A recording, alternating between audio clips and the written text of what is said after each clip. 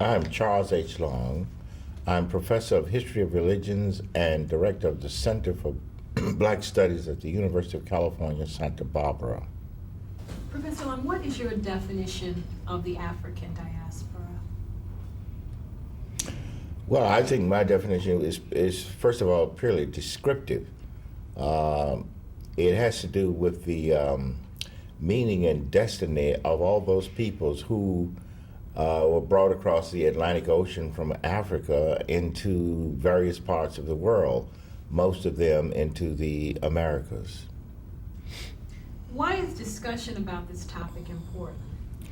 Well, there are several reasons why discussion of this topic is important. First of all, it's important because people have tried not to discuss it.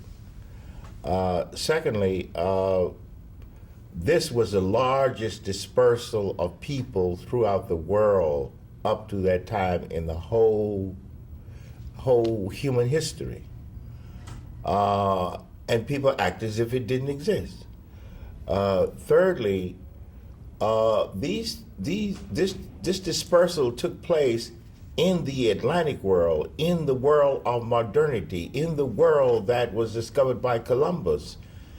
And that means that it had tremendous effects upon everything that took place in the world that we call modern. It cannot be overlooked. After all, the people did not bring people across from Africa into the Americas just because it was nice. They brought them for very practical, definite, specific reasons. Economic, political, etc., etc., etc. And so without understanding the Africans in the Atlantic world, you cannot have a clear understanding of what the modern world is. How does this focus on the concept of diaspora differ from traditional African American studies, if indeed it does?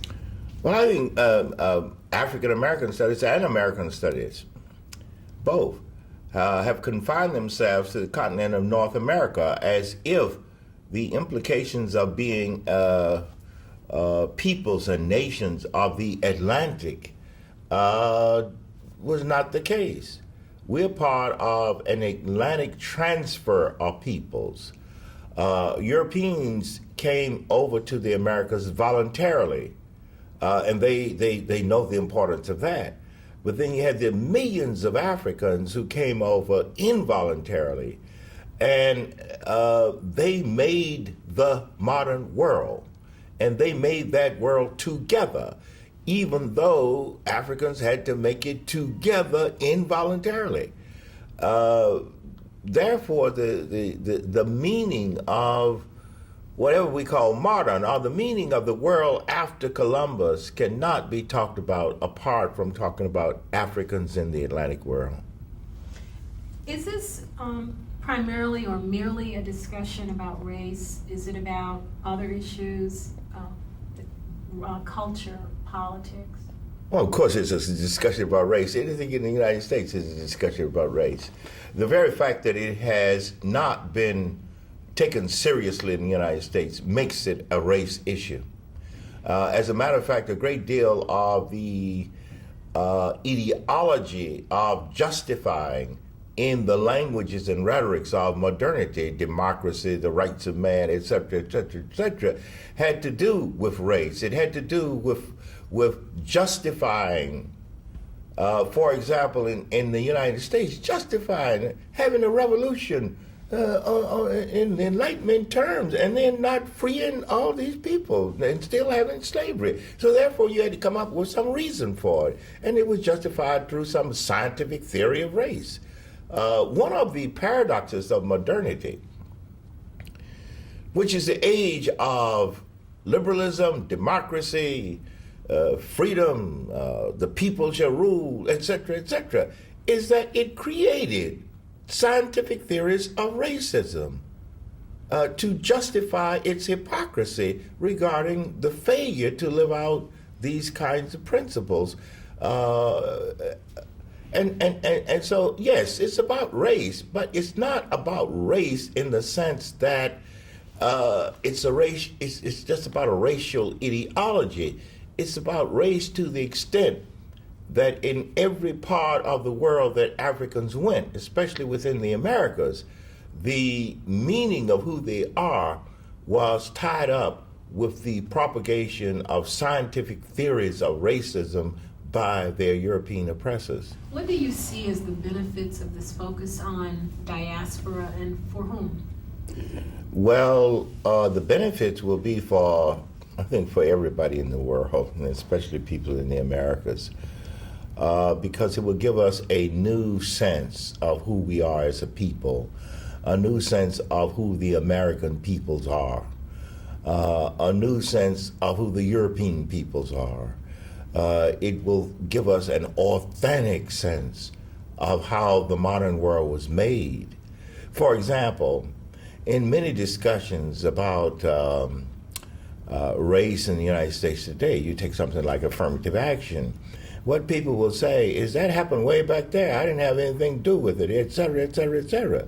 And this, I can understand why people would say that, but they don't understand how the world of modernity was based upon the oppression of black people. And that went on and still goes on. And therefore, when you talk about something way back there, you act like it was a singular event. It was not a singular event. It was a systemic meaning of the world itself.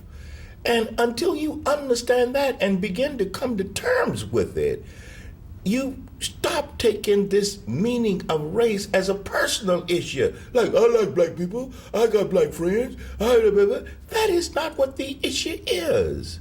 The issue is about how did the modern world come into existence? How did the Americas gain their wealth? Why is the United States such a wealthy nation? Somebody paid a price. And Africans paid a great price for the meaning of this country. And it has not ever been acknowledged, and therefore the political implications of that have to do with when do we share in the world that we made, legitimately, authentically, and openly. Are there any negatives related to this focus? Oh, of course. Especially in the United States, there are always negatives related to any discussion of race, because you could almost say that the United States, as a country and as a nation, as a people, is in great denial about race. You bring up race, and it's almost as if, what are you talking about? There's no racism. There's never been any racism. It's almost like in Hitler's Germany. No German ever knew that Jews were being taken into camps. They wonder why it happened. So 6 million people go into these concentration camps, and nobody in Germany knew about it. And so we get this issue of race, and it's there in our culture, it's there in our language, it's there in our history, but then you can't find anybody who ever did it. It's just some kind of atmospheric nuance.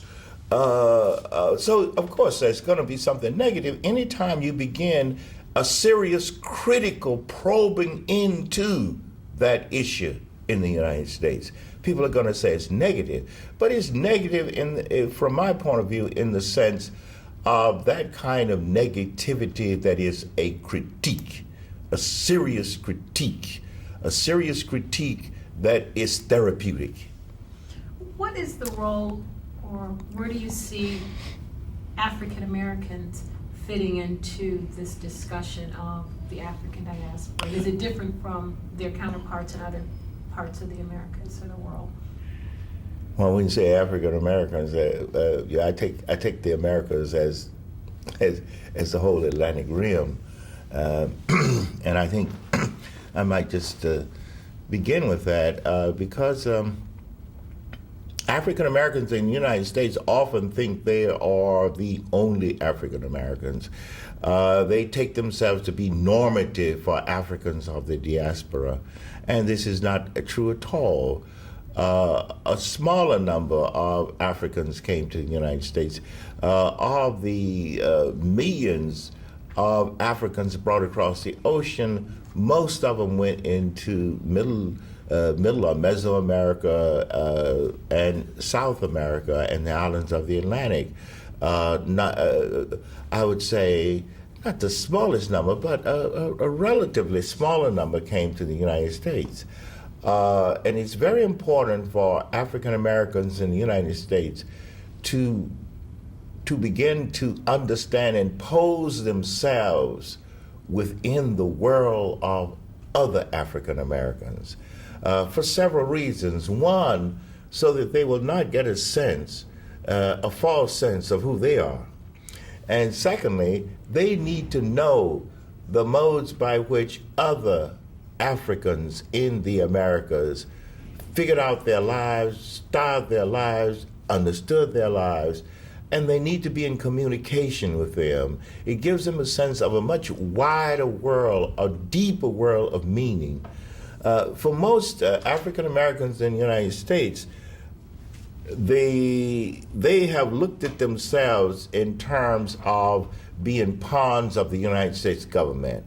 Therefore, they didn't see resources beyond the structures of the United States, the Constitution, the civil rights rules, the whole thing. Whereas now there's a possibility of them seeing themselves resourcefully within the world of the Atlantic.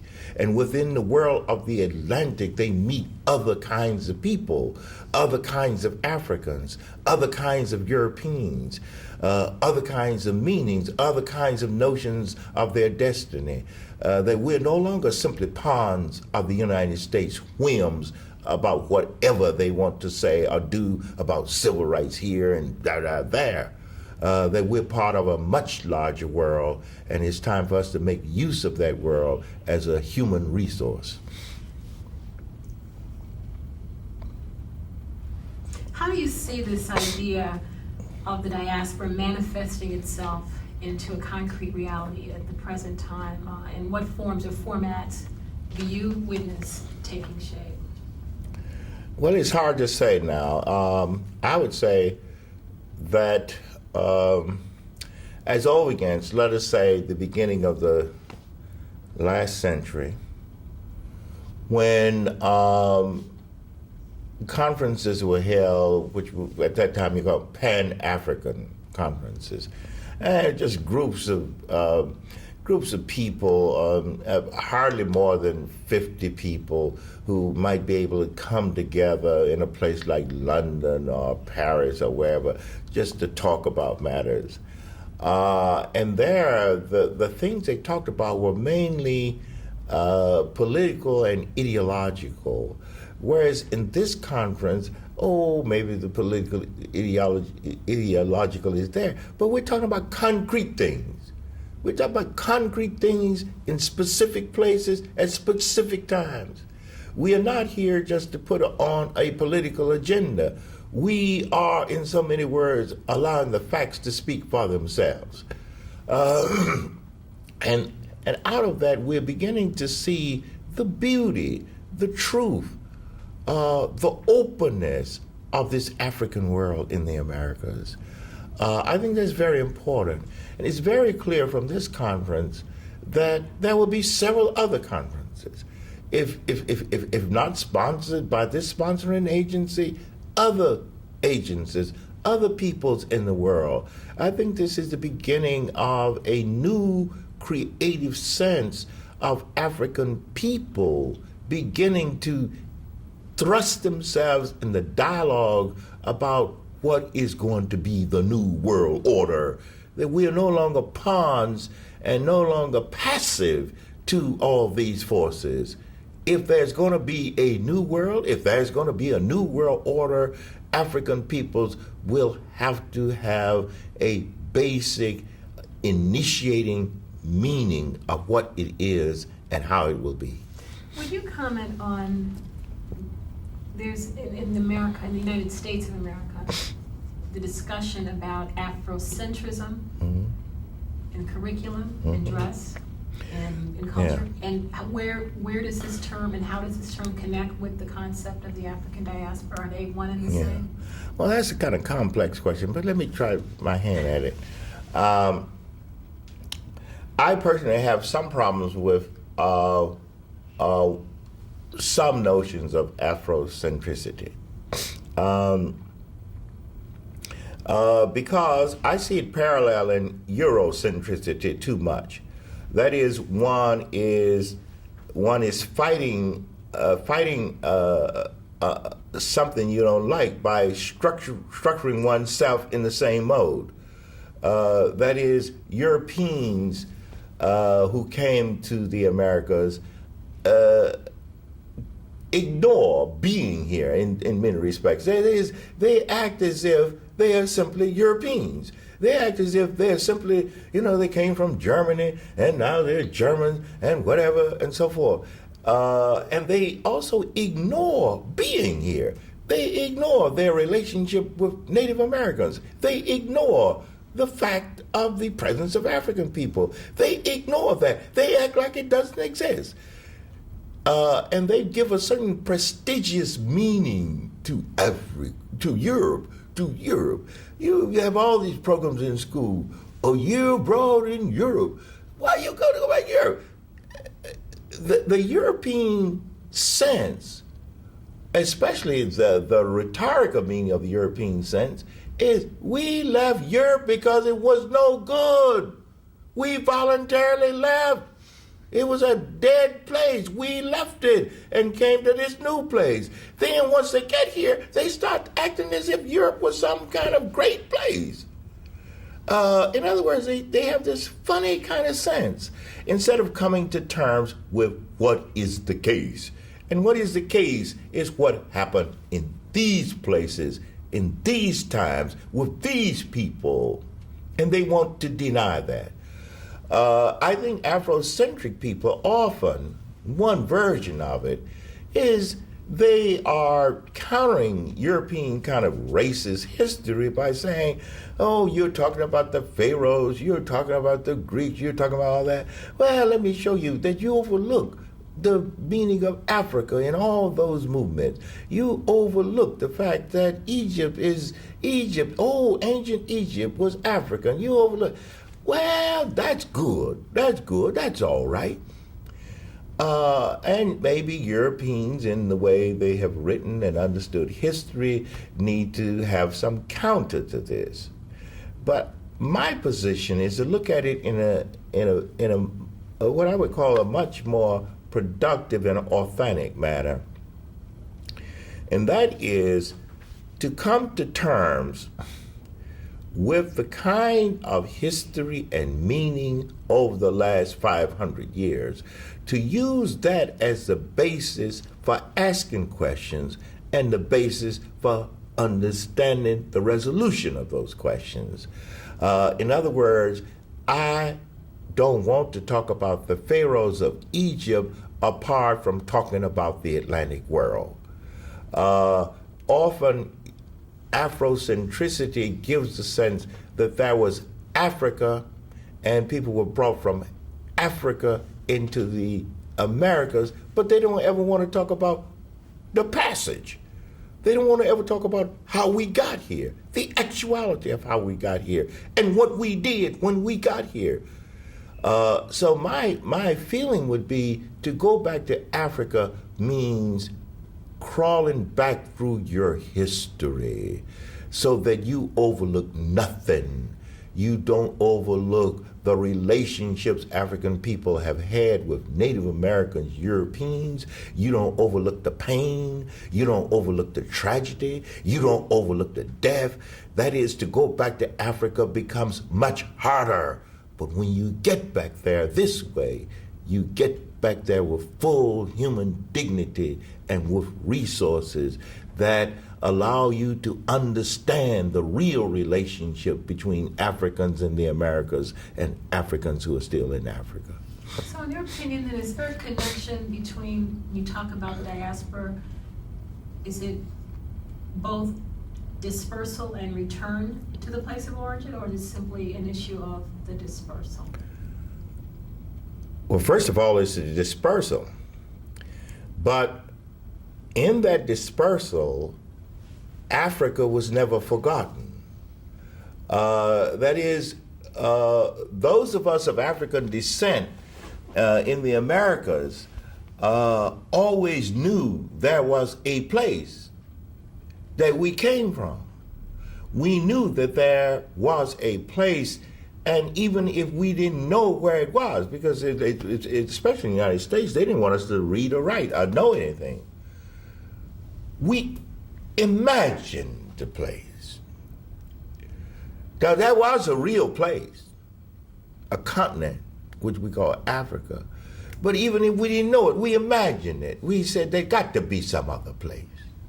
There has to be some other place where it's all right for us to be who we are and look the way we look and talk the way we talk. There's got to be a place in the world where it's all right to have nappy hair and dark skin and flat noses. It's all right. So we imagined this other place, and we knew there was another place. So in a certain sense, there's always been Africa. And part of being an African of the diaspora meant we were always going back to Africa, even when we stayed in the same place. We always were Africans. We never stopped being Africans. One of the most amazing things that is both mysterious and frightening in the sense of surprise is when African people get together in the diaspora.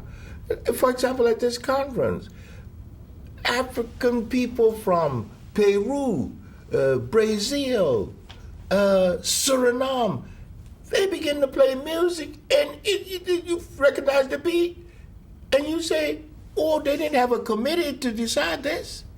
How did this happen?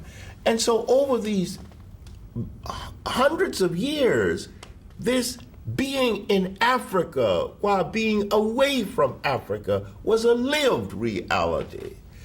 So it's very important that, yes, going back, but more specifically on the going back, I think it's very important now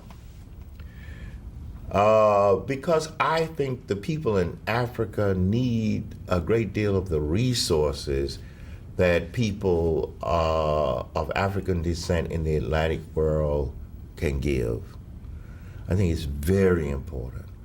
Now, how one goes back or how one continues that connection and communicate can be varied, but it's very clear to me that the going back is very important. Why do you think this conference is important? This particular UNESCO, UT, University of Austin, Texas conference is important?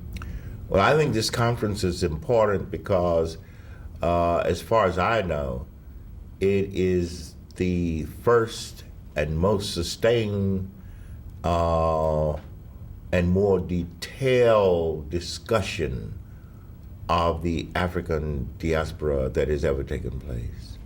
What do you hope will come out of this conference? What types of things do you imagine or hope to see result from this particular conference? Well, I hope this conference is the beginning of a very serious discussion, not simply about the African diaspora, but about the implications of the African diaspora for any future discussion of the existence of human beings on this globe.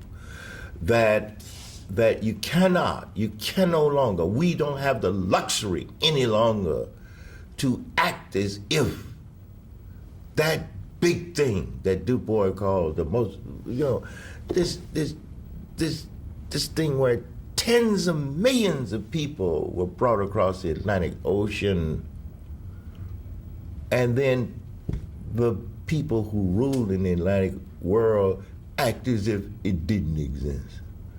As Du Bois said, it was a tragedy that beggared the Greeks. And people act like it didn't happen.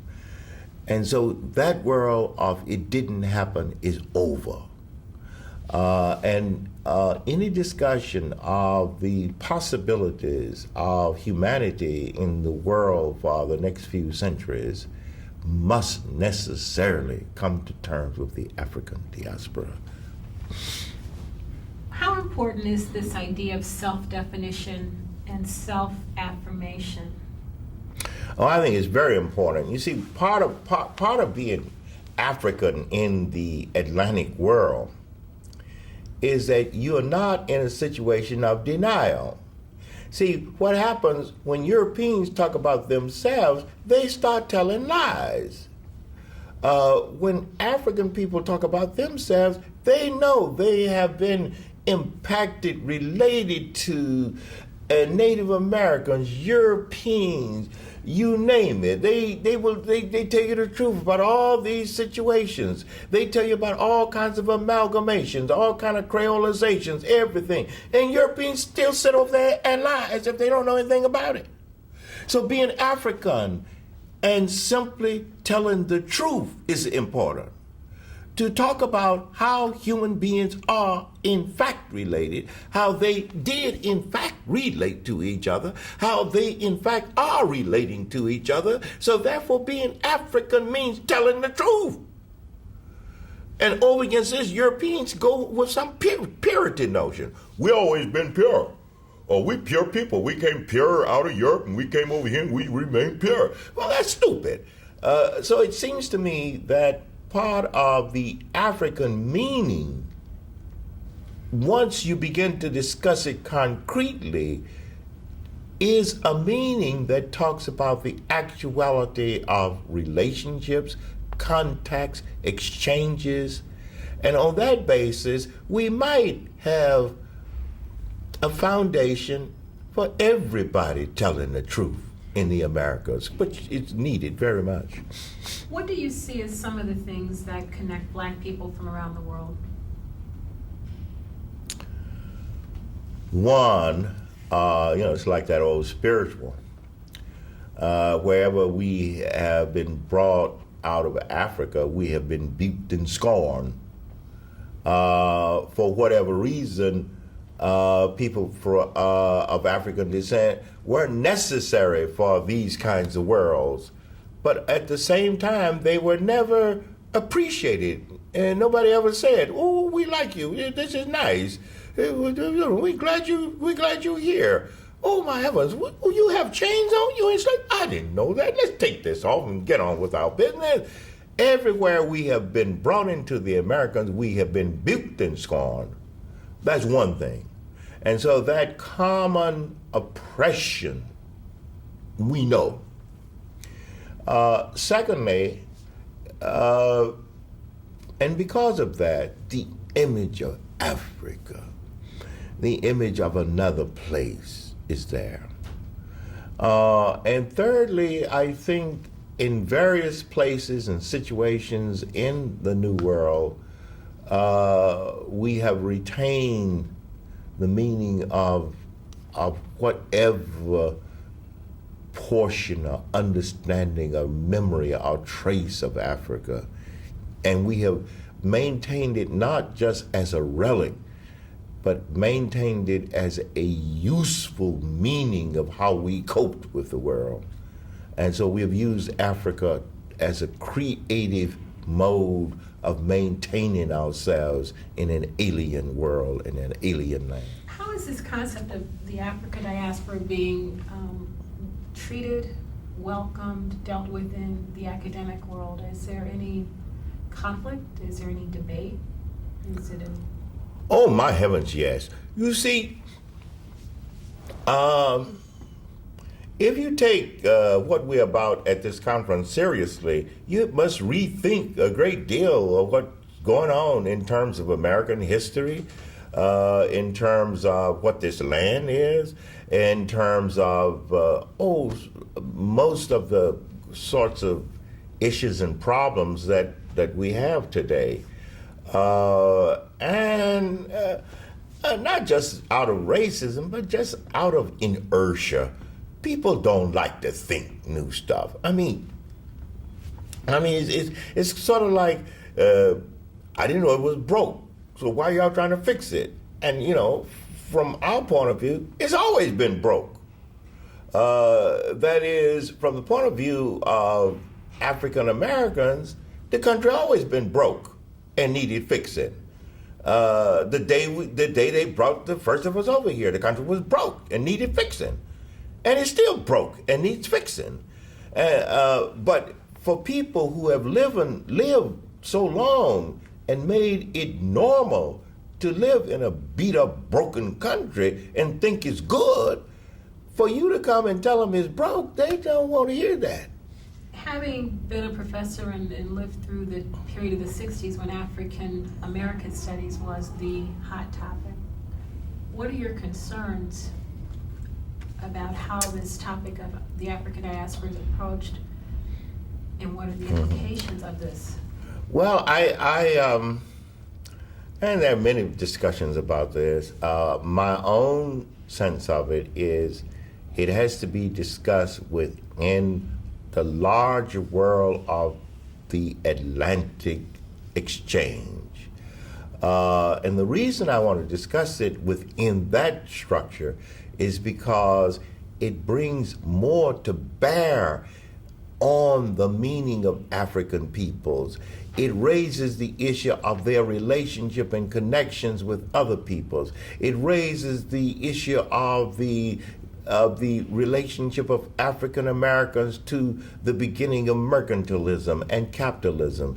It raises the issue of the relationship of African Americans to Native Americans and the despoiling of the Native American lands. It raises the issue of certain policies of our early presidents, such as Jefferson, for example. It raises all kind of profound implications for a readdressing of the meaning of the United States as a nation. And this is why I want to discuss that way, because if you take a narrow approach, it is simply saying, Europeans did us wrong, now we're going to do the same to them. They said they had the biggest thing in the world and it was, it came out of Greece and so forth. We're going to parallel that, but no, we got something better. It came out of Africa and it was just like, I don't want that. Because I think that whole argument that Europeans put forth in the first place about themselves is stupid.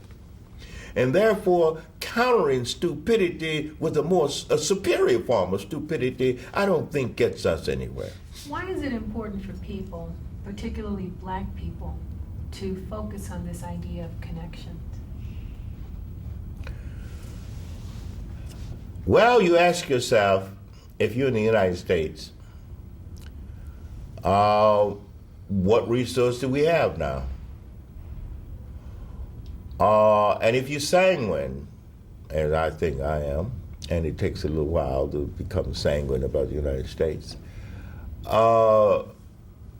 you have to realize if you are a Black person, if you're a person of African descent, no one will ever give you your freedom. The Constitution will not. All the civil rights legislation will not. And therefore, people of African descent, if they are going to be free, must take their freedom. And they must take their freedom seriously from the resources they have. And those resources, part of the arsenal of those resources is the facticity of your Africanity. And that must be taken seriously in any discussion of freedom. That's number one as far as it relates to people of African descent. But that has tremendous implications for the notion of freedom itself for everybody. You see, because if African Americans are not free, nobody can be free. But when African Americans are free, then there is a new birth of freedom for everybody. And I think this is why this is so important, so important.